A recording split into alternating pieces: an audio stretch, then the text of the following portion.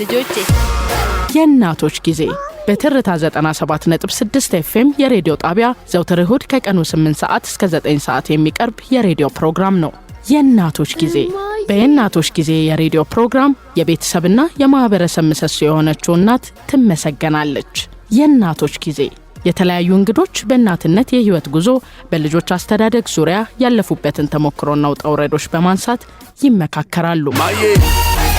የእናቶች ጊዜ አዘጋጆች ራኬብ ሀብቴና ሳራ ሞገስ ዘውትር እሁድ ከቀኑ 8 ሰዓት እስከ 9 ሰዓት በትርታ 97.6 FM የእናቶች ጊዜ።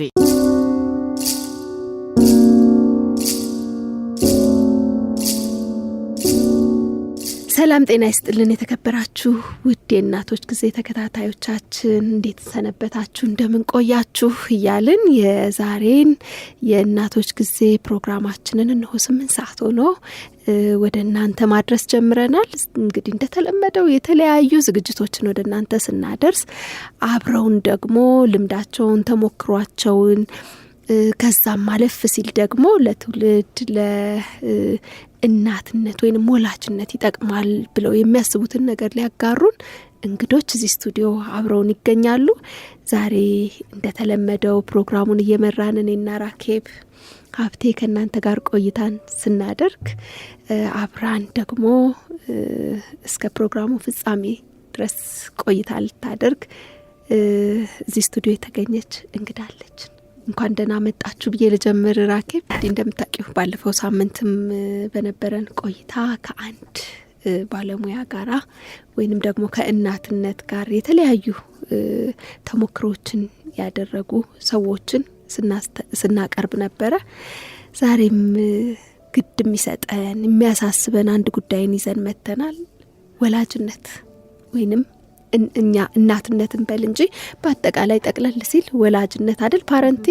ፓረንቲንግ ላይ ወይንም ወላጅነት ላይ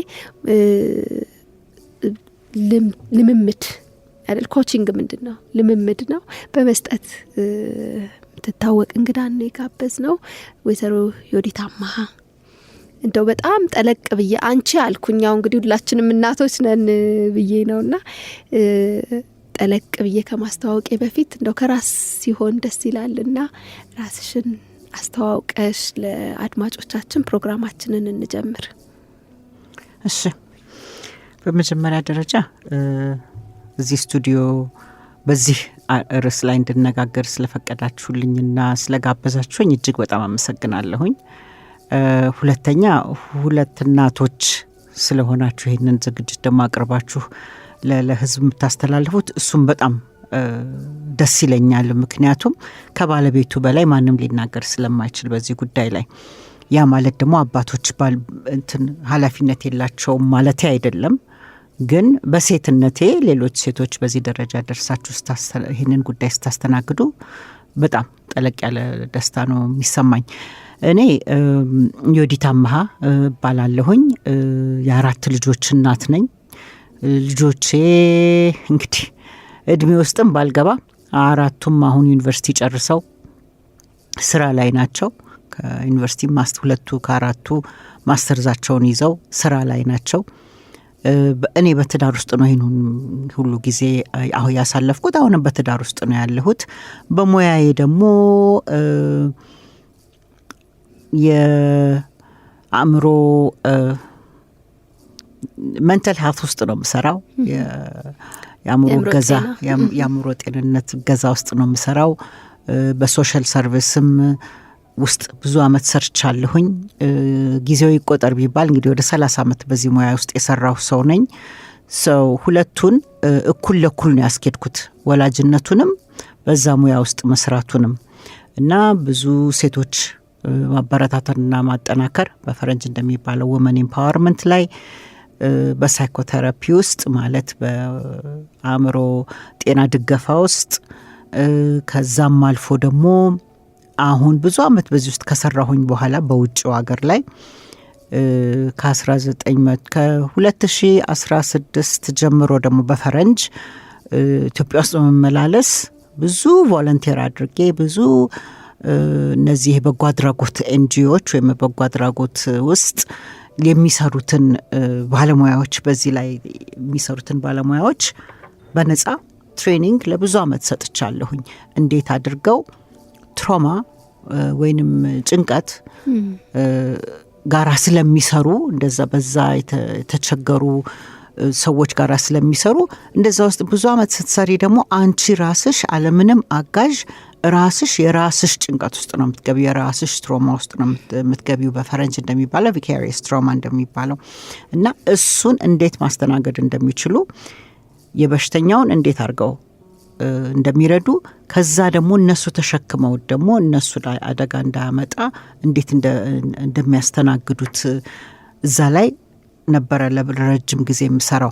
ከዛ ጋር ደግሞ ተያይዞ ኢሞሽናል ኢንተለጀንስ የሚባል ነገር አለ። ስሜትን ማስተናገድ ነው እና ስሜትሽን ራስሽ ማስተናገድ ያልቻልሽ ሌላው ሰው ስሜቱን እንዴት አስተናግዶ አመዛዝኖ ህይወቱን ትዳርም ይሁን በቢሮ ደረጃም ይሁን በልጅ ማሳደግም ይሁን በምንም አይነት አቅጣጫ እንዴት አድርገው መስራት እንደሚችል አያውቀውም።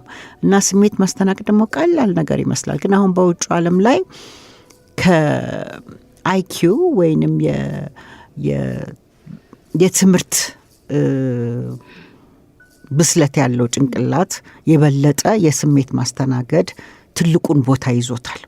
እና በትምህርት ቤትም ደረጃ አሁን እሱ ነው በትልቁ ደረጃ የሚሰጠው። ምክንያቱም በትልቅ ኩባንያም አሁን በአስተዳዳሪነት በሲኢኦ በዋናነት የሚሰሩት ስሜታቸውን ማስተናገድ ካልቻሉ በምንም ቦታ ላይ አመራር ቦታ ላይ ሊሰሩ አይችሉም። እና ያ ደግሞ ከልጅነት የሚኮተኮት ነገር ነው እና እሱ አሁን ትልቅ ቦታ ይዞ ዓለም ላይ ስለሚሰራበት እዚህም ደግሞ አሁን ያለፉትን 5 ዓመታት ወይም 6 ዓመታት 8ቱን ወር ከአንድ ዓመት ውስጥ ኢትዮጵያ ውስጥ በመሆን 35% ጊዜን በቮለንቲር ወይም 40% በቮለንቲር ሌላውን ደግሞ በክፍያ እየሰራው ይሄንንም አስተምራለሁ እና ትምህርቶች ውስጥ አስተምራለሁ፣ ወጣቶችን አስተምራለሁ፣ ድርጅቶችን አስተምራለሁ፣ ዌብሳይትም አለኝ እና በዛ ውስጥ ነው እንግዲህ አሁን እየሰራሁ ያለሁት። እና ልቅድም እንዳልኩት ልጆቼም ትልቅ ቦታ ላይ ስለደረሱልኝ እግዚአብሔር ይመስገን ያንን ነጻነት ለማግኘት ስለቻልኩኝ እዚህ እሱን ነው ማስተናገደው የምሰራው። ደስ ይላል በጣም እውነት ነው። እያንዳንዱን ፕሮፋይልሽን በነገርሽን ቁጥር ብዙ ነገሮችን እያሰብኩኝ ነበረ። ይሄ አይኪው የሚባለው አሁን ማሽንም ኤአይ ምንም እየሰራልን ነው ያለውና ከባዱ ነገር አይደለም በስራ ላይ በኑሯችን ከጎረቤት መኖር፣ ከቤተሰብ መኖር፣ ከልጆቻችን ጋራ መግባባት ያስችለን ዘንድ ይህንን እንትን አድርጎ አረጋግቶ በተለይ ይሄ ኢሞሽንን ስቴብላይዝ ማድረግ ወይም ማስተካከል በጣም ከባዱ ነገር እየሆነ ነው ያለው። ብዙም ፋክተር እንዳለው እረዳለሁኝና እሱ እንደውም ሰፋ ብሎ ቢቀጥልልን እየመጣ ነው ያለው አኗኗር። ይሄ ግሎባሊ ወይንም በዓለም አቀፍ ደረጃ ያሉት ነገሮች እኛም ሀገር እየመጡ ነውና ብዙ ሰፋ ያለ ይሄ ወደ ሰፊ የነበረው ነገራችን እየቀረ ነውና ደስ ይላል። አንቺም ደግሞ ሁሉም ነገር ላይ ያለሽ ዝግጅት ያለሽ እንቅስቃሴ በጣም የሚያስቀና ነው። ደስ ብሎናል ስለመጣሽ፣ አክብረሽን እዚህ ስለተገኘሽ እጅግ በጣም እናመሰግናለን። እኔ ፓረንቲንግ ወይም ወላጅነት መስፈርት አለው ወይ ብዬ ነው ጥያቄን መጀመር የምፈልገው። ምንድን ነው መስፈርቱ?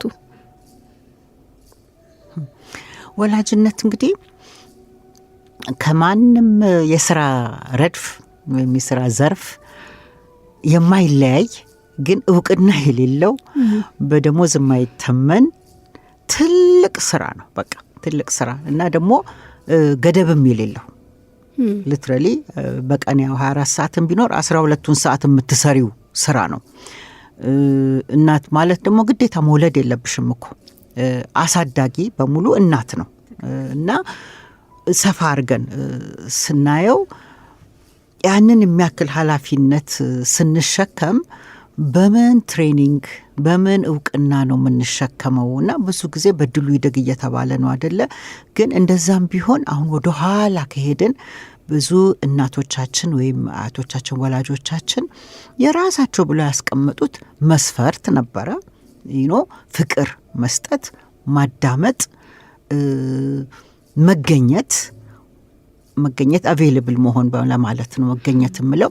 እና ደግሞ ሆኖ መገኘት አንድን ነገር አንቺም ማታደርጊውን ዝም ብለሽ ስታስተምሪ በፈረንጅ እንደሚባለው አክሽን ስፒክስ ላውደር ዛን ወርድስ ድርጊትሽን ነው እንጂ በአፍሽ የምታዋሪው አይደለም ስራ ላይ የሚውለው። ስለዚህ በመስፈርት ደረጃ በዋናነት አንድ እንግዲህ ወደ ኋላ ወደ ኢሞሽናል ኢንተለጀንስም ልንሄድ ነው።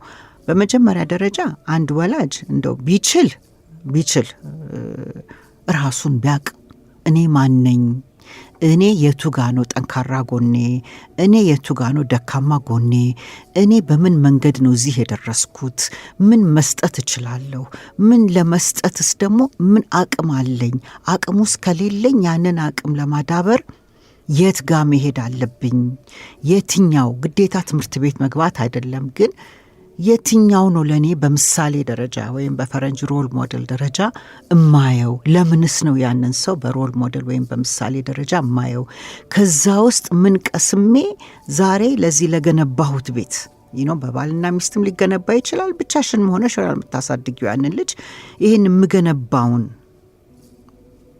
ቤት በምን ቤት ስትገነቢ እንግዲህ ምሰሶ ያስፈልገዋል፣ መሰረት ያስፈልገዋል፣ ከዛ ላይ የሚደራረቡ ብዙ ነገሮች አሉ አይደለም። ምንም ቤት ለመስራት አንቺ የምትሰሪው ቤት ቤሱ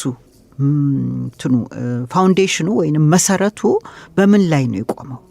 ከዛ በኋላ በምሰሶ ደረጃስ በምን ላይ ነው ያንን ምሰሶ የምናረገው? እና መስፈርት ብለሽ የምታያቸው እነዚህ ነገሮች ናቸው አንድን ቤት ለመገንባት። ከዛ በኋላ የፈለግሽውን ነገር አሁን ቢልዲንግ ስትመ ቆንጆ ዕቃ እያስገባሽ ታሳምሪዋለሽ አይደለም፣ ከመስተዋቱ ከወንበሩ እንሶን ልክ እንደዛው። ከዛ በኋላ የሚገነባው ይገነባል። ግን መጀመሪያ በመስፈርት ደረጃ ራስሽን ማወቁ ነው። ራስሽን ከዛ ደግሞ አልፈሽ አካባቢሽን ማወቁ። በምን አይነት አካባቢ ውስጥ ነው ልጄን ማሳድገው? ያ አካባቢ ከኔ ጋራ ይጣመራል ወይ? እኔ ከማምንባቸው ነገሮች ጋራ ብዙ ጊዜ በ6 በ5 ቦታ ይዘረዘራሉ። አንዱ ስፒሪቹዋሊ በሃይማኖት ደረጃ በምን መንገድ ነው ልጄን በግብረገብ ሞራል ቫሊዩ በግብረገብ ውስጥ በምን መንገድ ነው ልጄን ማሳደግ የምፈልገው? በፋይናንሻሊ ሪሶርስና በገንዘብ የት ቦታ ነኝ ያለው? ሀብታም መሆን የለብሽም ግን ያለሽን ማወቁ እና ባለሽ ውስጥ ማሳደጉ በጣም ትልቅ ስለሆነ፣ በጤንነት ውስጥ አንቺ በጤንነት ምን የት ቦታ ነው ያለሽው? ልጅሽንስ በምን አይነት መንገድ ነው ልታሳድጊው የምትችይው? ጤንነት ማለት እንግዲህ ስፖርትን ያጠቃልላል፣ አመጋገብን ያጠቃልላል፣ አውትሉክ ወይንም አመለካከትን ያጠቃልላል፣ ዌልቢንግ ጥንካሬሽን ከውስጥ ጥንካሬሽን ያጠቃልላል። ከዛ ደግሞ አልፈሽ ደግሞ ግንኙነትሽ የቋንቋ ግንኙነትሽ ምን ያህል የዳበረ ነው አንቺ እና ያንን በምን መንገድ ነው ለልጅሽ ልታስረጅ የምትችይው? ወይንም ከአካባቢሽ ጋር ያለሽ የቋንቋ ግንኙነት በምን መንገድ ነው የዳበረና የተጠናከረ መሆኑን ሜዥር የምታደርጊው የምትገምችው? ምክንያቱም ያ ነው ለልጅሽ የሚያልፈው። በምን መንገድ ነው ልጅሽን የምታምኝበትን ነገር የምታስረጁ? በቁጣ በድብድብ በጩኸት ከሆነ ምንም በአንዱ ጆሮ ገብቶ በአንዱ ጆሮ ነው የሚወጣው፣ አይሰራም። ግን አንቺ የዳበረ ቋንቋ ግንኙነት ሲኖርሽ ልጅሽንም በዛ ውስጥ ታሳድጊዋለሽ። በትምህርት ደግሞ አንቺ ራስሽ የትምህርት ደረጃሽ የት ድረስ ነው? ግዴታ ዩኒቨርሲቲ ተማሪ 12ኛ መሆን የለብሽም ግን ታውቂዋለሽ ወይ? በቃ ማንነትሽን ማወቅ ነው። ከዛ በኋላ ልጅሽን የት ድረስ ነው ልትረጁ የምትችይው? የማትረጁ ደረጃ ሲደርስ ደግሞ ምን አይነት ነው ሪሶርስ እዛ ውስጥ ልታስገቢ የምትችይው? ዝም ብለሽ በጭፍን ከኖርሽ ልጁን በጭፍን ነው የሚያድገው። በጣም ትልቅ ነገር አነሳሽ ወይዘሮ የወዲት። ራስን መረዳት መጀመሪያ ልጆችን ወደዚህ ምድር ከማምጣታችን በፊት ትልቅ ኃላፊነቶች ናቸው በፈጣሪ የሚሰጠን አይደለ? እናት መሆን ቀላል ነገር አይደለም። እና እነዚህ ልጆች ከራሳችን አልፈን ልጆቹን ብቁ አድርጎ ለትውልድ የሚጠቅም ራስን ማወቅ ለዚህ ሁላ ነገር ብዙ ነገር ያግዛል። እና አን ሂልድ ፓረንት የመጀመሪያ የልጅ ጠላቱ አንሂልድ ፓረንት ነው ይላል እና እኛ ራሳችን የማናቃቸው የራሳችን ያልዳናቸው ትሮማዎቻችንም ይሆን እንዳልሽው ደግሞ በዚህ ዘመን ኢሞሽናል ኢንተለጀንስ በጣም ኢምፖርታንት የሆነበት ሰዓት ለምን ልጆቻችን አልፈውን ይሄዳሉ። ሁሌ ሳሪ እንደውም ታነሻዋለሽ እና ከነሱ ጋር ቁጭ ብሎ ራሱ በጠረጴዛ ዙሪያ ኮሚኒኬት ማድረግ መቻል ራሱ ትልቅ ነገር ነው። ወደዛ ሌቭል ወደ አንድ መጥቶ የሚያወሩትን ተረድቶ ከዛ ደግሞ እነሱን በሚገባቸው እንደው መሀል ላይ መገናኘት ራሱ አስቸጋሪ ሆኗል እና ወላጅነት ብዙ ነገር የሚጠይቀው ሰዓት ነው እና ራሳችንን በብዙ ነገር ማዘጋጀት እንደ ድሮ ወልደን እንደ ሁኔታው እንዳመጣጡ በእድሉ ያድጋል ብለን የምናሳድግበት ዘመን አይደለም። ብዙ ፈታኝ ነገር አለ። እንደ ወላጅም አንዳንዴ ማናቃቸው ማንደርስባቸው እና እኔ ልጠይቅሽ እንኳን የምፈልገው እንደ ቲኔጅ እናት እንደ እናት እንዴት አድርገን እንቀራረብ፣ እንዴት እንረዳቸው? እንደ እናት ምንድነው መረዳት ያለብኝ?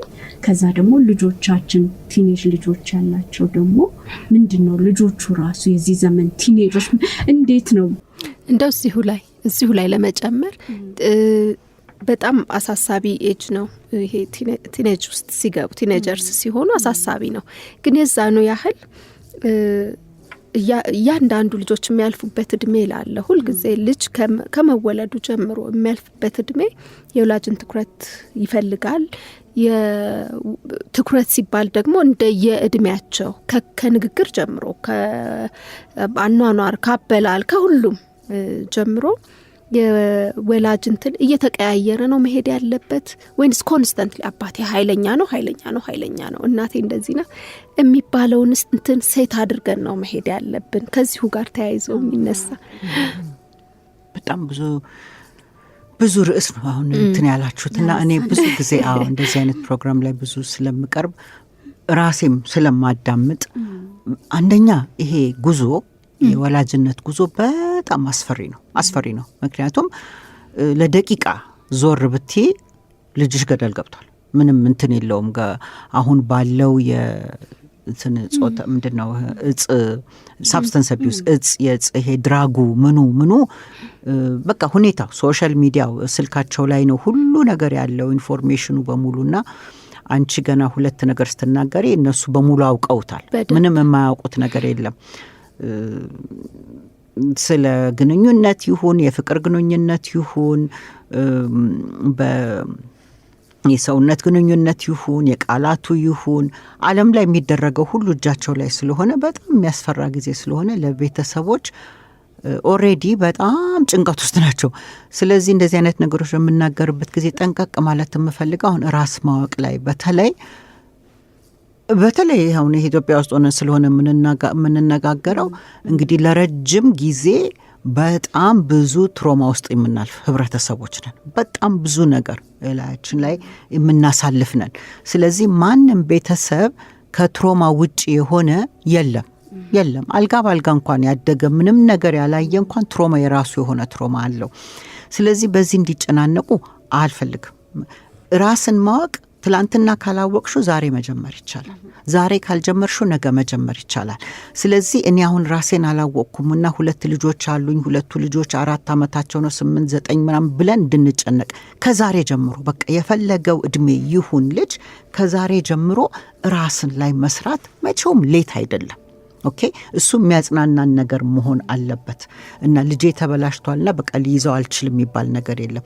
ልጆች በጣም በቀላሉ መበላሸትም ይችላሉ መመለስም ይችላሉ። ስለዚህ አልረፈደም። ኢትስ ኔቨር ቱ ሌት እንደሚባለው አልረፈደም።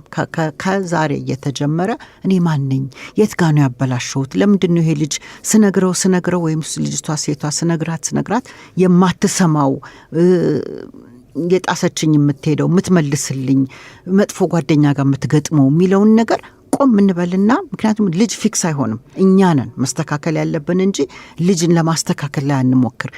የምናስተምርበት መንገድ ትክክል ስላልሆነ እሱን ተመለስ ያን የቁጣይ ድብድብ ሳይሆን ወይም የመጸጸት ጊዜ ሳይሆን ኦኬ ለምንድን ነው ያልሆነው? ምንድን ነው ቃላቴ ነው ልክ ያልሆነው? ድርጊቴ ነው ወይስ የምናገረውና እኔ የማደርገው ነገር የተመሳሰለ አይደለም? እቤቴ ውስጥ ሰላም አለ፣ ሰላም የለም? ከባሌ ጋራ ወይም ከወዳጄ ጋራ ያለኝ ሁኔታ ለልጆቹ ምንድን ነው እያስተማረ ያለውና ሁልጊዜ እንደ መስተዋት እኛ የምናረገውን ወደ ኋላ እየተመለከትን ካየነው ለመስተካከልም ከባድ አይደለም። ቢኮዝ አንዳንድ ነገሮች የምናስተምርበት መንገድ ልክ አይደለም ማለት ነው። ስለዚህ እሷን እንመልከታትና ሳንቆጭ እዛ ላይ እንስራበት፣ ሁል ቀን እንስራበት። እኔ አሁን ልጆች ትልልቆች ናቸው። ማም በዚህ ጊዜ እኮ ልክ አልነበርሽም ሲሉኝ፣ አዎ ልክ ላልሆን እችላለሁ፣ ብዙ ጥፋቶች አጥፍቻለሁ። ግን ከዛሬ አሁን ትልልቆችም ሆኖ ኦኬ እናስተካክሉ፣ በቃ እዚህ ላይ ስህተቶች ሰርቻለሁ እያልኩኝ መስተካከል አለብኝ። እሱ እንዳለ ሆኖ ምንድን ነው ብላችሁ አሁን በተለያየ ስለጠየቃችሁኝ፣ ቲኔጅ ማለት እንግዲህ ድሮ ከ13 እስከ 20 ነበረ። አሁን ግን የወር አበባውም ሁሉ ነገር በጣም በቶሎ እየመጣ ስለሆነ ቲኔጅ እድሜው ራሱ ወደ 10ም እየተገፋ ነው ያለው። ልጆቹ በጣም እየነቁና በጣም ቻሌንጅ የሚያደርጉበት ጊዜ እንደ ድሮ እስከ 13ም አይጠበቅም።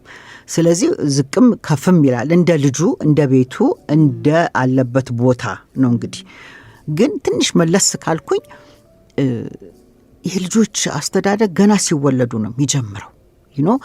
ልክ አንድ ልጅ ተወልዶ ሕፃን ሆኖ ሲያለቅስ እንዴት ቶሎ ነው የምንደርስለት ለዛ ልጅ? መቼስ ሁሉ ነገር አርግፈን 24 ሰዓት ልጁን እንጠብቃለን ማለት ከሪያሊቲ ውጭ የሆነ ነገር ነው። ግን በተቻለ ግን ሲርበው ቶሎ ማብላት መቻል፣ መለወጥ ሲኖርበት ቶሎ መለወጥ መቻል፣ መጫወት ጊዜው ካለን ከልጁ ጋር ቶሎ ተጫውተን ግን መጣበቅ የለብንም። ከዛ መልሰን የሚተኛበት ቦታ አልጋው ላይ ማሳረፍ፣ በራሱ ደግሞ ራሱን ማጫወትና ማቀዝቀዝ እንዲችል እንደዛ እያደረግን ያሳደግነው ልጅ ባል ካለን ወይም ሚስት ካለ ብቻችንን ካላሳደግን እየተጋገዝን ወይ አያት ወይ ሞግዚት እየተጋገዝን ብቻ ለዛ ልጅ የሚፈልገውን ነገር በተቻለ መጠን በጊዜው እያደረግንለት ያደገ ልጅ ከፍም እያለ ሲሄድ ዲማንዲንግ አይሆንም። ጩኸትና ድብድብ ውስጥ እናትና አባትን ማሯሯጥ ውስጥ አይገባም። ምክንያቱም ያ ቃል እንደሚደረስለት የሚፈልገው ነገር። ግን እንደዛም ሆኖ አሁን 2 ዓመት ሲሆን ተረብልቱ ይሉታል ውጭ ሀገር። 2 ዓመት ደግሞ ሲሆን ያ ልጅ ከእናትና አባቱ ነጠል ብሎ የሚሮጥበት ጊዜ ነው። ስለዚህ እኛን ለማናደድ ብሎ ሳይሆን ቴስት ነው የሚያደርገው። የት ድረስ መሮጥ እችላለሁ? እዛች ጋር ብሄድ እናቴ አለች ወይ አባቴ ወይ የሚጠብቀኝ ሰው አለ ወይ ስፈራለሁ? ያንን ሲለማመድ ነው ለእኛ ይሄ ልጅ አስቸገረን ብለን የምናብደው። አዎ በቀደም አንድ እናት ሳነጋግራት ነበረ። ትሰማ ይሆናል አሁን ውሃ ከፍታ ትሮጣለች ልጅቷ። እሷ ቴስት ነው የምታረገው። ውሃውን ስከፍት እናትና አባቴ ጎበዝ ይሉኛል ወይስ ያናድዳቸዋል? እናትና አባት ብዙ አቴንሽን የማይሰጣት ከሆነ ያንን ውሃ ስትከፍት ሁሉ ዘሎ ይመጣል። ቢኮዝ ውሃው እየባከነ ነው። ምንድን ነው የሚፈጠረው? ኔጋቲቭ የሆነውን አቴንሽን፣ ለእሷ ግን ኔጋቲቭ ነው ፖዚቲቭ ነው ብላ አታውቀውም። አቴንሽን ማግኘቷን ነው የምታውቀው። ስለዚህ ያ ምንድን ነው ለእኛ የሚያስተምረን? ለልጆቻችን የምንሰጠው ጊዜ ብቁ ነው ወይ? እኔ ካልቻልኩኝ እዛ ቤት ያለው ሰው አቴንሽን ይሰጣል። ልጆች አቴንሽን ካገኙ ወደ ኔጋቲቭ ነገር አይሮጡም። ግን 2 ዓመት ላይ ብዙ ነገር ቴስት ያደርጋሉ። ራቅ እያሉ ከኛ ብዙ ነገሮችን ይሞክራሉ። እቃ ማጥፋትም ይሆናል፣ እቃ መስበርም ይሆናል፣ መስረቅ ስል ያው የተከለከሉትን ነገር መውሰድም። ግን ያ ሁሉ ምንድን ነው አቴንሽን የሚፈልጉበት ጊዜ ስለሆነ በተቻለን ከዛ የምንማረው በምን መንገድ አቴንሽን እንስጥ ነው። 3 ልዝለለውና 4 ላይ ደግሞ ቋንቋቸው የሚዳብርበት ነው።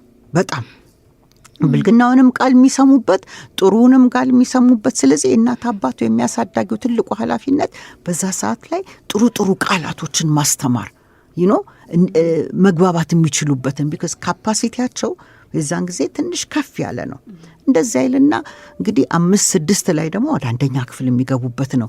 ስለዚህ ከናንተ ከቤተሰብ ተነጥለው ከውጩ ዓለም ጋራ ከዛ በፊትም ያው ፕሪኬ ምናምን አለ። ግን ይሄኛው በደንብ በትምህርት ደረጃ 1ኛ ክፍል ምናምን ቻሌንጅ የሚደረጉበት ነው።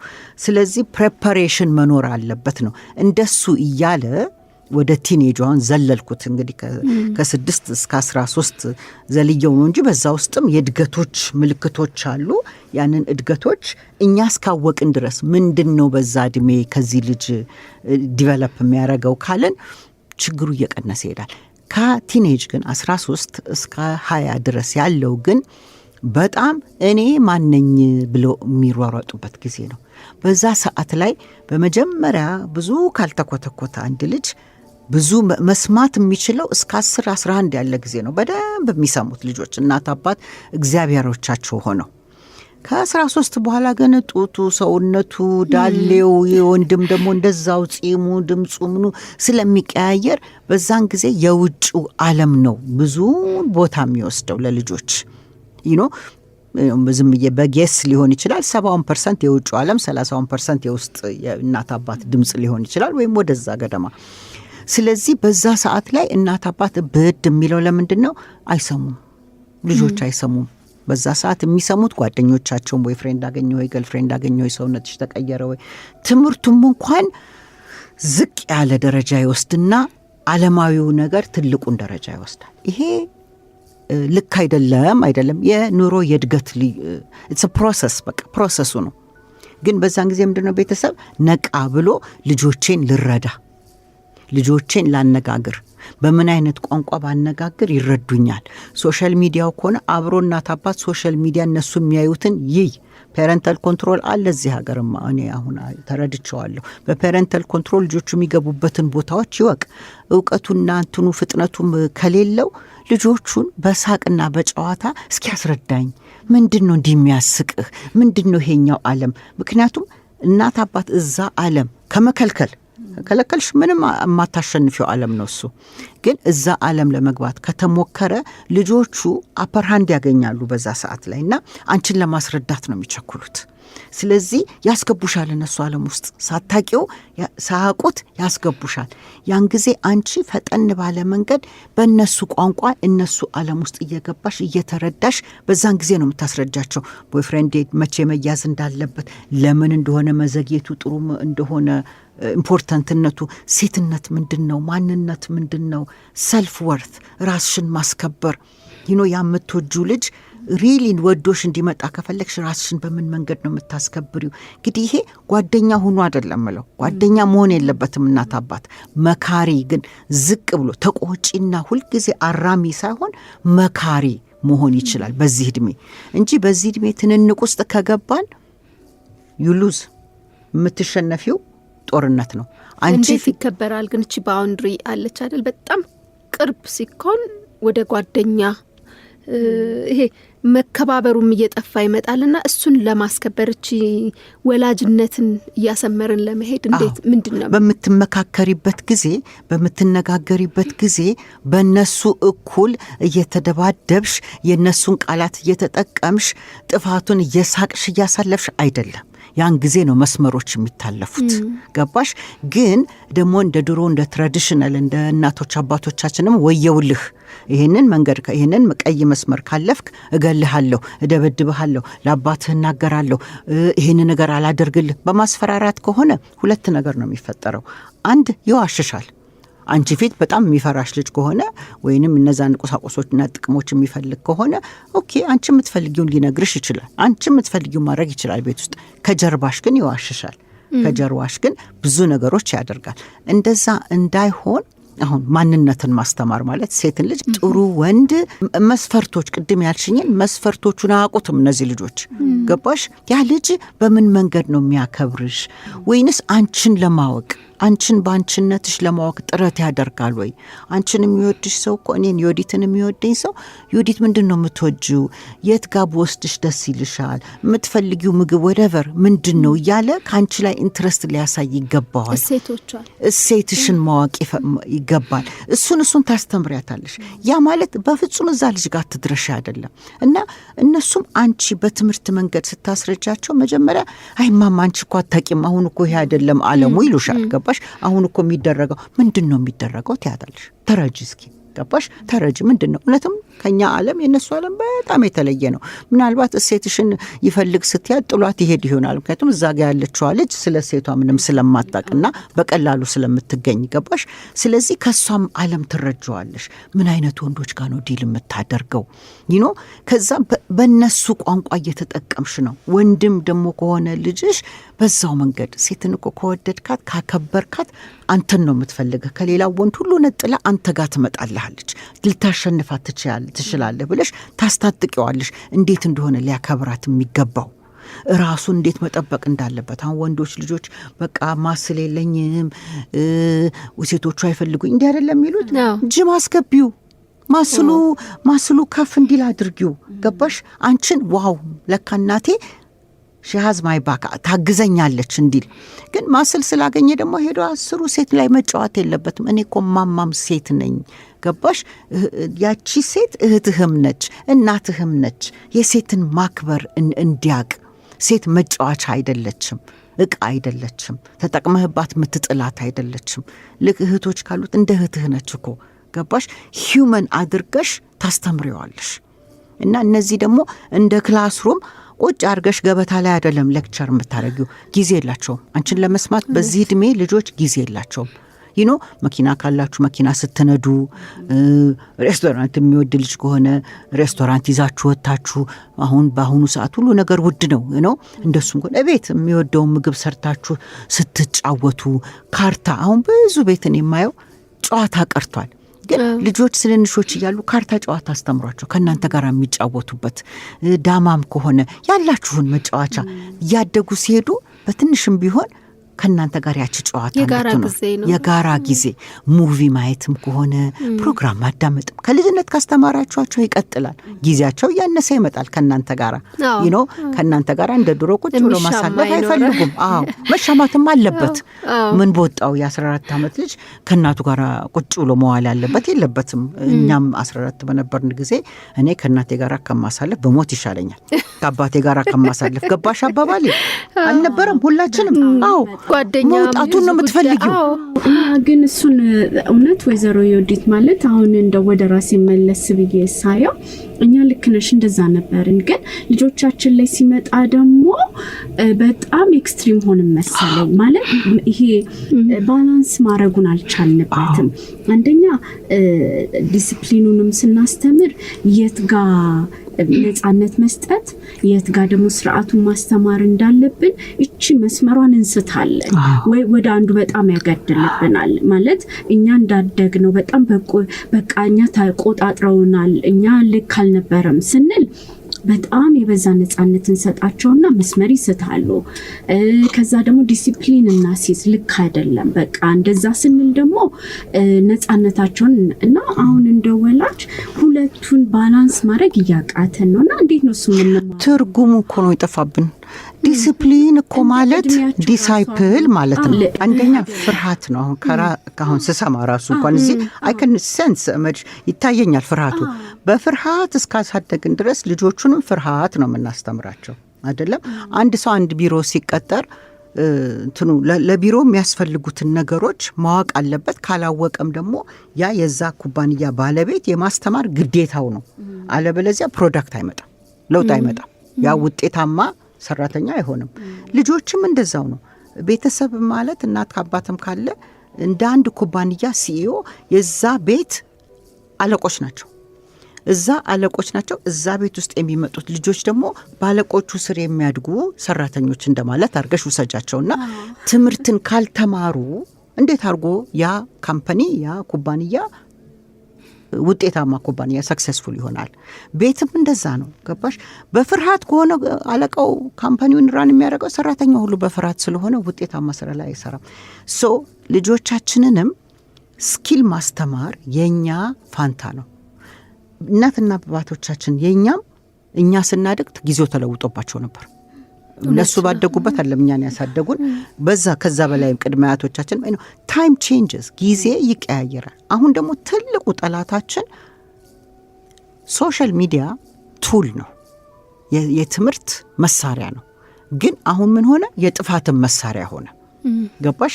ስለዚህ ሶሻል ሚዲያን ራሱ እንኳን በጥሩ አድርገን መጠቀም እንድንችል ልጆቻችንን ማስተማር እንችላለን። አልጎሪዝም የሚባል ነገር አለ።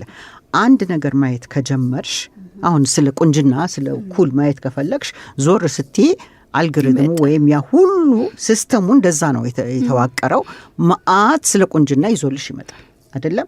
ስለዚህ ልጆችሽም ጋራ ስትጨዋወቱና ጊዜ ስታሳልፉ አንድ ሁለት የሚጠቅማቸውን ነገር እዛ ውስጥ ማስገባት ይቻላል። እስኪ ይህንን እንየው፣ በቃ ታስ ኦል ዩ ሃቭ ቱ ዱ፣ እስኪ ችኛዋን እንያት ብላችሁ አሁን ራስን ስለማስከበር ኦር ስለ ኢሞሽናል ኢንቴሊጀንስ ነው ያለው በእድሜያቸው እሱን አንድ ሁለት በዚህ በሶሻል ሚዲያ ኢንስታግራም ይሁን ዋትስአፕ ይሁን whatever እዛ ላይ አንድ ሁለት እሱን አብራችሁ ብታስገቡ እሱ ነው ሆኖ የሚመጣላቸው እነሱ በሚረዱት መንገድ። ቦይፍሬንድ አያያዝ ራስን በማስከበር መንገድ ብላችሁ ብታስገቡ ይመጣል።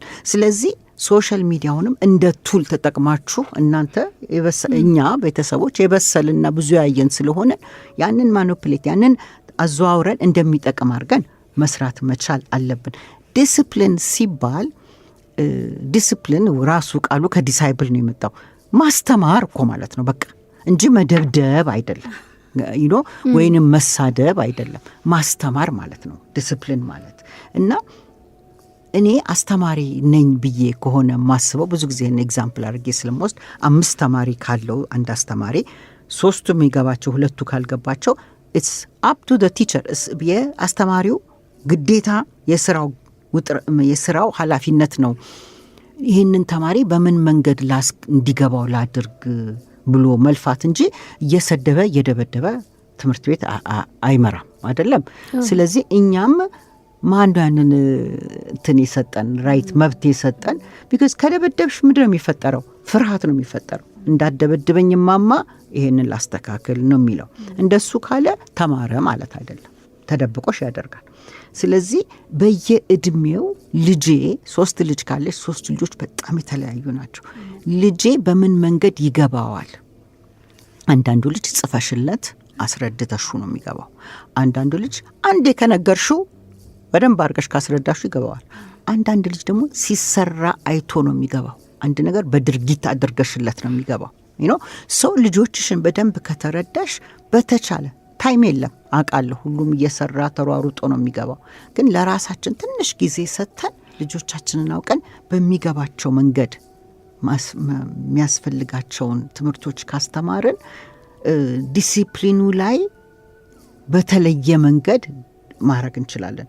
ሁለተኛ ደግሞ አይ ኦልዌይዝ እኔ ምንድነው ማምነው ልጆችሽ ከፍ እያሉ ሲሄዱ በቃ 6 ዓመት 7 ዓመት ከሆናቸው በኋላ ከዛም በፊት ከተቻለ ምክንያት አንዳንድ ልጆች በጣም ቶሎ ይበስላሉ። ለምናረጋቸው ህግጋት ጥፋቱ ሲመጣ አይደለም ህግ መውጣት ያለበት ወይ ድብድቡ፣ ጩኸቱ፣ ስድቡ የሚመጣው ስድብ ባይ ዘ ወይ ድብድብ ይሻላል። አንዳንድ ጊዜ እንትን ይተዋል፣ ጠባሳ ይተዋል። አንቺ ደንቆሮ ከተባልሽ እያመጣሽ ሚያ ነው የሚደውልብሽ። አንቺ እኮ ትምህርት አይገባሽም፣ አንቺ እኮ አትረቢም፣ አንተ እኮ አትረባም ከተባለ የትም ቦታ ሄዶ ማንነቱ ላይ ስለሆነ የሰበር ነው ሰልፍ ስቲም እንደሚባለው በጣም ጊዜ ይወስዳል እሱን ለመቀየር። እኔ አሁን አለችኝ የዩኒቨርሲቲ ልጅ ክላይንት አለችኝ፣ በጣም ጥይት ልጅ ነች። ግን ከቤት የሰማችው ጩኸቶች፣ ስድቦች እስካሁን ድረስ እዚህም ደርሳ ራሷን እንደጠየቀች ነው ያለችው በቃ።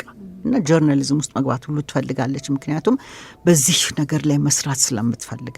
እና ስድብ በጣም ከባድ ነው። ስለዚህ ጎይንግ ባክ ህጉ ሲወጣ እንደየእድሜያቸው ለትስ አሁን ቲኔጀር ልጅ አለሽ፣ የ15 ዓመት ልጅ አለሽ ልበል እና ድሮ በ12 ሰዓት ላይ ቤት ገብታ ቁጭ እንድትል ከሆነ የምንፈልገው፣ ግን እድሜዋ ከፍ እያለና ጓደኞቿ እስከ 1 ሰዓት የሚያመሹ ከሆነ ውጪ ከጓደኛ ጋር ምናምን አሁን የፈረንጁን ነው የምጠቀመው እና እስከ 1 ሰዓት የሚያመሹ ከሆነ አንቺ ቤትሽ 11 ሰዓት 12 ከሆነ ትነጋገሪና ኦኬ ህግ እናውጣ አሁን እድሜሽ ጨምሯል፣ እንዴት ከፍ እናደርገው ሰዓቱን? የትስ ነው የምንሄደው? የት ነው የምትሄዱት? የትኛው ሞል፣ የትኛው ጓደኛ ቤት ነው የምትሄዱት? እኔም ልወቅ እና እኔ ፈቅድልሻለሁ፣ ግን እንተጋገዝ እዚህ ላይ። ይሄ በደህናው ጊዜ ነው ጸቡ በጦፈበት ሰዓት አይደለም። የዛ ሰዓት ላይ እንዴ ማማ ሰው ሁሉ 2 ሰዓት ነው የሚያመሸው ትልሻለች፣ 3 ሰዓት ነው የሚያመሸው ትልሻለች። ኦኬ የኔ ደግሞ ህግ 11 ሰዓት ነው። ስለዚህ መሀል እንፈልግ። ይሄ ምን ይፈጥራል? እሷን ተሰሚነት ታገኛለች። እሷንም ኤምፓወር፣ እሷንም ዩማተር ላይክ የምትዩ ነገር ተረድቼሻለሁ፣ ቦታ አለው፣ ያለሽ ችግር ከውጪ ይገባኛል የሚል ነገር ይፈጠራል። እናቴ እኮ አንደርስታንድ ታረገኝ። ስለዚህ ምንድነው እንግዲህ ከ11 እስከ 3 ሰዓት ከማታ ትልቅ ልዩነት አለ አይደል? ኢነዌይ ጥሩ ነው እንዲህ አይነት ትልቅ ልዩነት። ለምን ኔጎሽየት የመደራደር እንትን ስኪል ታስተምሪያቸዋለሽ። መደራደር ነገ ወጥተው ጨርቅ ምንም ሲገዙ እንዴት ነው የሚደራደሩት ነው። ገባሽ? አሁን ሻጭ ያውቃል የድረስ እንደሚወርድ አይደለ? እንደዛ ነው የምትሆኑት። ከ11 ሰዓት ስትከራከሩ ስትደራደሩ ምን ስትሉ 1 ሰዓት ድረስ ይሆናል። ማለት 2 ሰዓት ከፍ ብላችኋል። እናንተ ታውቁታላችሁ የት ድረስ እንደምትሄዱ በሆዳችሁ አይደል? አይ ሆፕ ልጆች አይሰሙኝም። እና 1 ሰዓት ድረስ ትሄዳላችሁ። ልጆቹም ከ3 ሰዓት እንግዲህ ከ11 ስለጀመርሽ ያዩና ይወርዱልሻል። ኖ ማማ 8 2 ሰዓት መሆናል የለም በቃ ሲል 1 ሰዓት ተኩል ማለት ምንድን ነው? አሁን ህጉን አብራችሁን የሰራችሁት። ከዛ ምን ይፈጠራል? ይሄንን ህግ ደግሞ ከጣስሽ፣ ይሄንን ህግ ካላደረግሽ ኮንሲኮንስ ቅጣቱ ምን ይሆናል? ይሄም ከህጉ ጋር አብሮ ይወጣል። እና ቅጣቱ በቃ ስልኬን ትወስጃለሽ ማለት ነው። አግሪ አርጋለች፣ እሺ ብላለች። ያንን 2 ከጣሰች በሁለተኛው ነው ወስዶት ትወስጃለሽ። ምንም ወዲያ የለም። ልትከራከር ትችላለች፣ ልትጮቻ ጨማማ በዛሹ። ግን ቁጣ ሳይሆን ሪአክት ሳይሆን በቃ ህጉ ወጥቷል፣ ትወስዱታላችሁ። ኮንሲስተንት በተደጋጋሚ በጣም ፈታኝ ጊዜ ነው ይሄ ሰዓት። ልጆች ዛሬ አግሪ አድርገው የፈረሙበት ሁሉ ኮንትራት ላይ ጥሰውት ነው የሚሄዱት። ጥሰውት ለምን ምን ያህል እንደሚገፉሽ ነው በዚህ ሰዓት ላይ መረዳት የሚችሉት እነሱ ስለ አንቺ ተጨንቀው ሳይሆን ምን ያህል ነው የምንገፋው ነው። ትምህርት ቤት ሄዶ ይሄን ነው የሚያወሩት። እኔ እናቴ እንዲህ እኮ ብላ በኋላ አሸነፍኳት ይላል አንደኛው ደግሞ የእኔ ልትገለኝ ብዙ ነገር ውስጥ በዚህ ዓለም ውስጥ ሸወድኳት ብዙ ነገር ስላለ እኛ ግን ምንድን ነው ኮንሲስተንት ምንም ከህጋችን ፈቀቅ ፈቀቅ ካለን ያን ጊዜ ነው የተበላ ነው የተጎዳ ነው ማንጠብቀው። because እሱ ምን ያስተምራቸዋል? አይ በጣም ፑሽ ካረግሽ ፈቀቅ ትላለች ነው።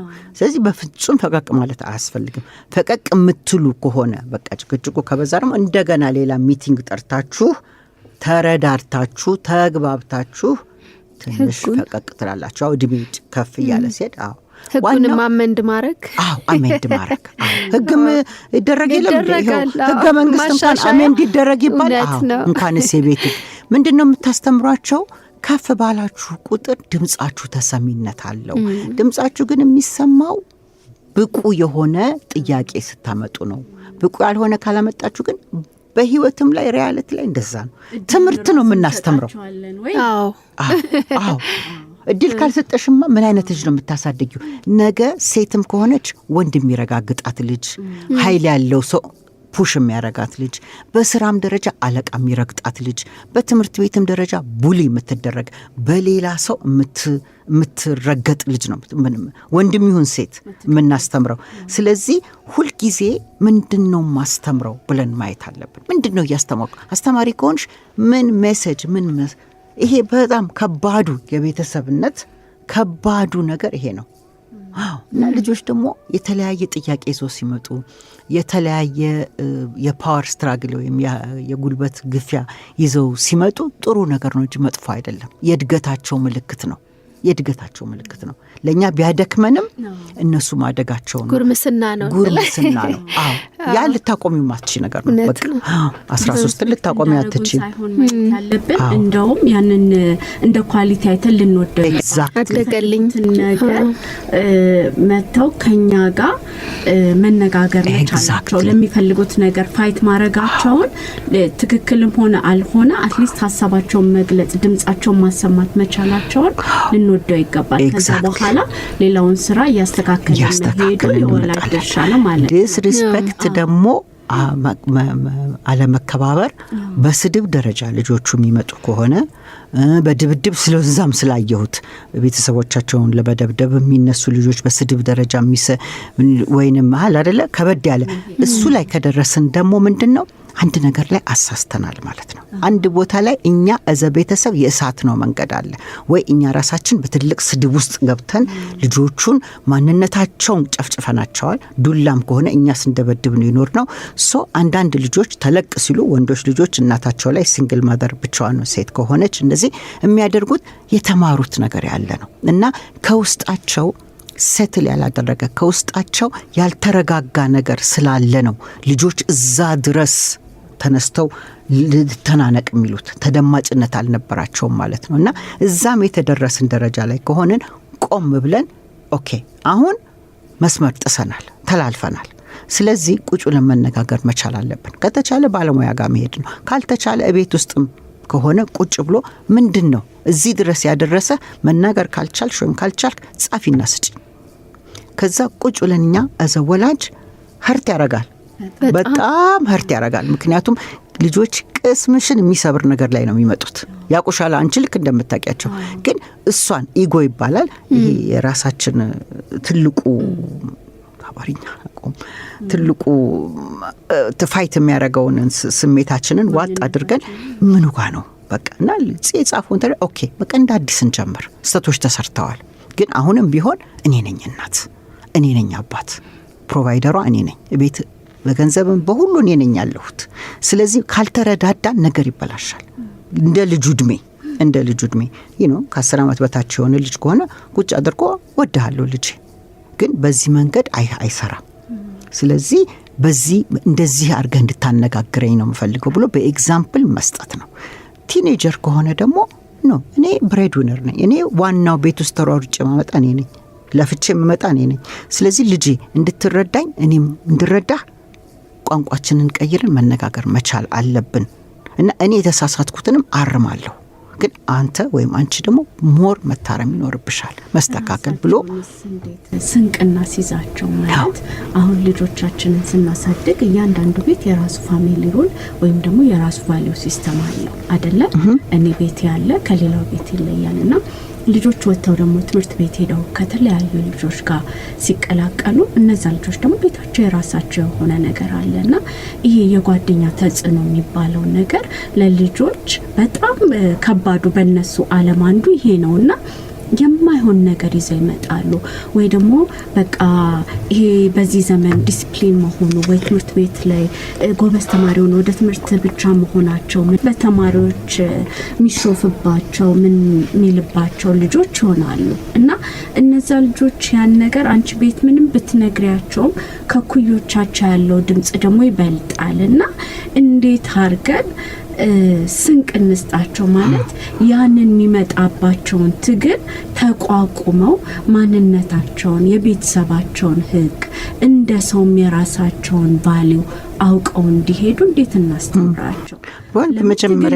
በመጀመሪያ ደረጃ ቫልዩ ላልሽው ያንቺ ራስሽ ቫልዩ ምንድነው?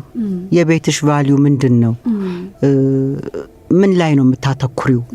መረዳዳት ላይ፣ መፈቃቀር ላይ፣ ራስን መውደድ ላይ፣ ራስን ማክበር ላይ እነዚህ መሆን አለባቸው ቫልዩዎች።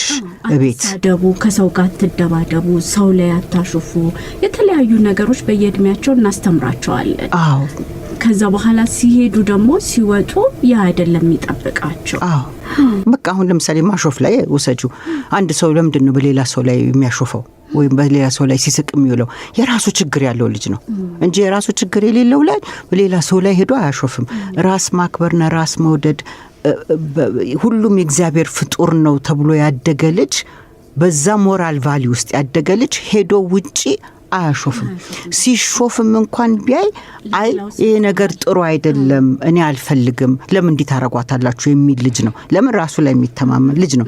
በቀላሉ ከውጪ በሚመጣበት ፕሬሸር ኦፍ ኮርስ ቲኔጀር ሆኖ ፕሬሸር መምጣቱ አይቀርም፣ ያለ ነገር ነው። ግን በጣም የሚጎዳና የሚንሸራተት ልጅ፣ ኢንፍሉዌንስ የሚደረግ ልጅ በራሱ ማይተማመን ልጅ ነው። ስለዚህ ነው እንደገና ቤተሰብ ላይ የሚመጣው። ራስ መተማመን ማለት ራስሽን አይተሽ ከመልክሽ፣ ከቁመናሽ፣ ከውፍረትሽ፣ ከቅጥነትሽ ዩ አም ኦኬ ማለት መቻል አለበት አንድ ልጅ። እኔ ጥሩ ነኝ ለማለት ደግሞ ከቤት መስማት አለበት ከልጅነት ጀምሮ። ገባሽ? የኔ ቆንጆ ልጅ፣ የኔ ጎበዝ ልጅ፣ የኔ ጥሩ ልጅ። ምክንያቱም ቅጣት ላይ ሁለት ነገር አለ፣ ፐርሰናል ቢሄቪየር ይባላል። ስንቀጣም ስንቆጣም ስናስተካክልም ጸባዩን እንጂ ልጁን ማንነቱን መንካት የለብንም። ማንነቱ እንዳለ ያደገ ልጅ አንተ ልጅ እኮ ጎበዝ ልጅ ነህ፣ ጥሩ ልጅ ነህ፣ እኔ አንተን በአንተነትህ በጣም ነው የምወድህ፣ ግን እቺ ያጠፋሃት ጥፋት ግን ጸባይ ስለሆነች መስተካከል አለባት የሚባል ልጅ ማንነቱን ለይቶ ያውቃል። ሶ ሁለቱ ተደበላልቀው ሲያጠፋ አብሮ ማንነቱ ሲረገጥ ነው ልጅ ማንነቱን የሚያጣው። ማለት ኮንዲሽናል ይሆናል። አንኮንዲሽናል መሆኑ ይቀርና ጥሩ ስሰራ ወደዳለሁኝ፣ እናቴ ትወደኛለች፣ አባቴ ይወደኛል፣ ጥሩ ካልሰራሁኝ ግን ጥሩ አይደለሁም። ይሄ መሆን የለበትም። ጥሩም ሰራ መጥፎም ሰራ ያ ልጅ ማንነቱ እንዳለ ያለ ልጅ ነው። በቃ ፍቅሩ አጥፍቶ እንኳን ብታቅፊው እኮ ኃጢአት አይደለም፣ ነውር አይደለም። እቅፍ አድርገሽ ዋት አሁን ያደረካቸው ነገሮችን እኔ አልቀበልም፣ እዚህ ቤት አልቀበለው፣ ያደረካቸው መስተካከል አለበት። አንተ ግን ልጄ ሁልጊዜ የምወድህ ልጄ ነህ። ሁለቱን ከለየሹ ማንነቱን የረገጠ ልጅ ነው። እንደ እምነትሽ እግዚአብሔርን የሚፈራ አትስረቅ ብለሽ ብቻ ከመቆጣት መስረቅ ሌላን ሰው እንዴት እንደሚጎዳ የሌላ ሰው ንብረት መንካት እንዴት እንደሆነ ምን ያህል ያንን ሰው እንደሚጎዳ ስትነግሪው ያንን ሰው መጉዳት መጥፎ እንደሆነና አንተ ላይ ቢደረግ ያ ነገር መጥፎ እንደሆነ አድርገሽ ካስረዳሹ ሁለተኛ ሱፐር ፓወር ብለሽ የምታምኚው ነገር ካለ እንደየ እምነትሽ እግዚአብሔር ያይሃል፣ ሰው አያህላየ እግዚአብሔር ያይሃል ብለሽ በተለያየ መንገድ ብቻ 10ቱ ቃላት ማለት ሞራል ቫልዩ ነው። በቃ ሌላ ነገር እኮ የለውም። በፈለገ እምነት ውስጥ ብትገቢ አትስረቅ፣ አትዋሽ፣ ዝሙት ውስጥ አትግባ ነው ኦልዲስ የሰው ማንነት ውስጥ አትግባ ነው አይደለም። እሱን በደንብ አድርገሽ አንድ ልጅ ካሳደግሹ ማንም ኢንፍሉዌንስ አያደርገው፣ ማንም ኢንፍሉዌንስ አያደርገው። ራሱ ላይ የቆመ ነው። እንዲህ አሁን እምልሽ ብዙ ነገር ውስጥ ስም ባልጠራ ትልልቅ ቦታ ላይ ያሉ ሰዎች ሲናገሩ ከሰማሽ እኔ እናቴ ከልጅነት ጀምሮ ወይ አባቴ ከልጅነት ጀምሮ እንደዚህ ሲለኝ ነው ያደግኩት። ምንም ኑሮሽ አይወስነውም እኮ መስኪን ደሃም ልትሆኝ በጣም ሀብታም ልትሆኝ፣ ግን የተባልሹ ነው የሚቀርጽሽ። መባል ብቻ ሳይሆን ደግሞ ያገኘሽውን ክብካቤ በዛ ዙሪያ። ስለዚህ ያለውን የውጭውን ኃይል ለመቋቋም ከቤት ነው ትምህርቱ።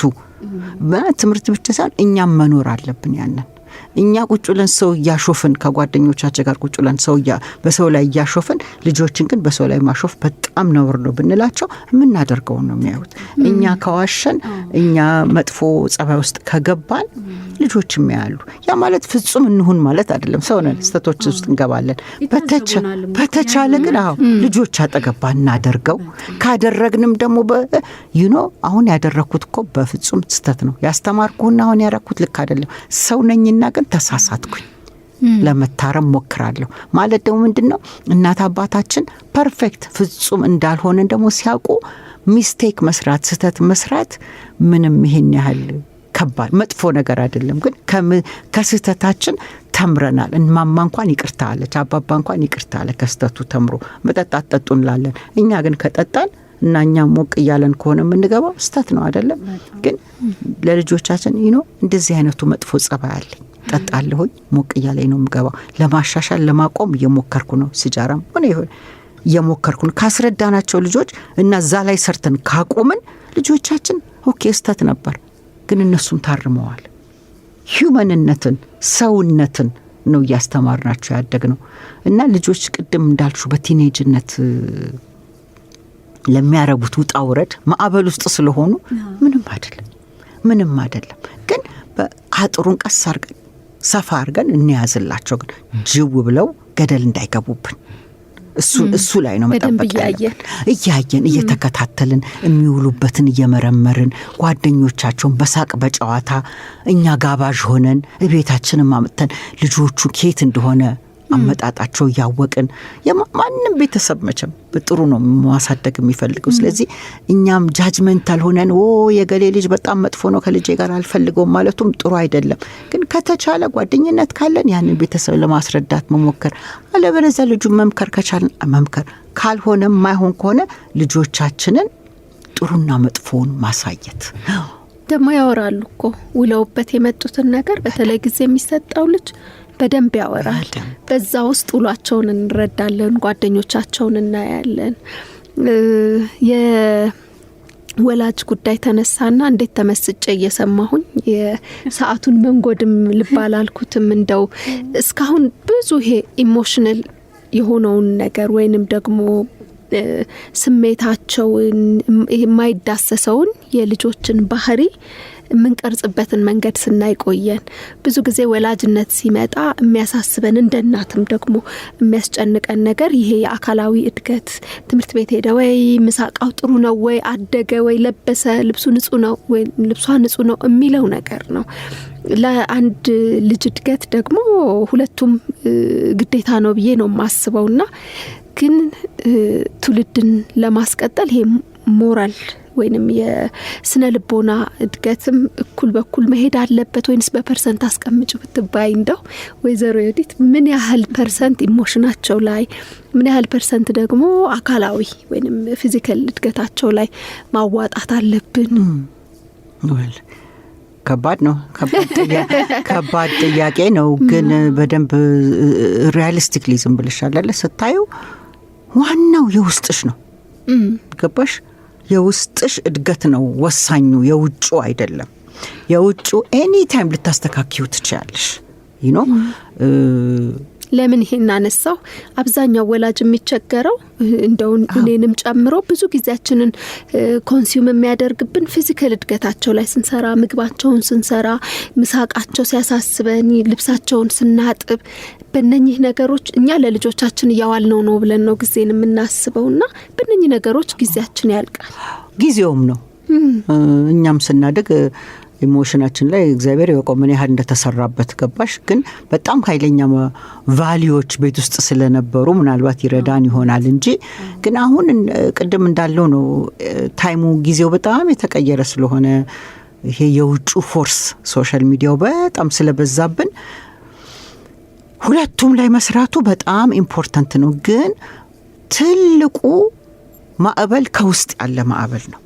ከውስጡ ያልተረጋጋ ልጅ እንደው የመጨረሻ ዲዛይነር ስታለብሹ ብትይ ውስጡ ልክ ያልሆነ ትክክል አይመጣም። ቅድም ያልነው ነገር ላይ ነው የሚሄደው። እንግዲህ መሰረቱ ያላማረ ቤት ስታጌጩ ብትይ መፍረሱ አይቀርም አይደል? ስለዚህ ትልቁ ስራ ቫልዩ ላይ ውስጥ የውስጣዊ አስተዳደግ ላይ መሆን አለበትና ኢሞሽናል ኢንተለጀንስ ላልነውም ደግሞ ትንሽ መለስ ብል ከልጅነት ነው ልጆችም ራሳቸው ስሜታቸው ማወቅ ያለባቸው። አንድ ልጅ ተናዶ ሲመጣ ምን ያናድድሃል? ዝም በል በቃ እለፈው ካልሹ ንዴቱ ምን እንደሆነ ስሜቱንም አላወቀውም ማለት ነው። ስለዚህ ስሜቱ በማልቀስም ባይሆን እቃ በመስበር ሊመጣ ይችላል። በተለያየ ነገር ሾአፕ እያረገ እየመጣ ነው የሚሄደው። ለምን? ስሜቱን ስላላወቀው። አንድ ልጅ ደስ የሚለው ነገር ምን እንደሆነ እኛ እንደ ወላጅ ማወቅ አለብን። ልጁም ደስ ሲለው ያ ነው ለካ የሚያስደስተኝ የሚለውን ማወቅ መቻል አለበት። እንግዲህ ከኛ አስተዳደግ ለየት የሚለው አሁን ይሄ ነው።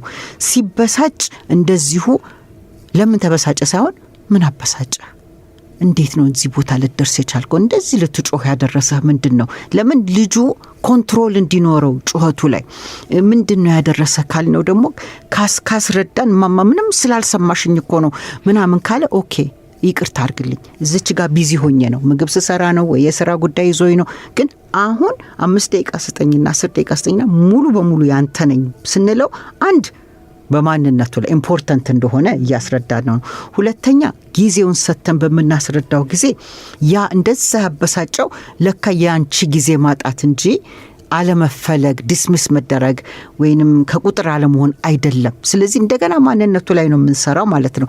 ስለዚህ ለማማ ጊዜ ከሰጠኋት ታዳምጠኛለች ብሎ በሚቀጥለው ጊዜ ደግሞ እንደገና ስንቁ ምንድነው ላልሽኝ ልትነግረኝ ስትፈልግ አሁን ብነግርሽ ጥሩ ነው ወይ የሚለውን እንዲጠይቅ እናስረዳዋለን።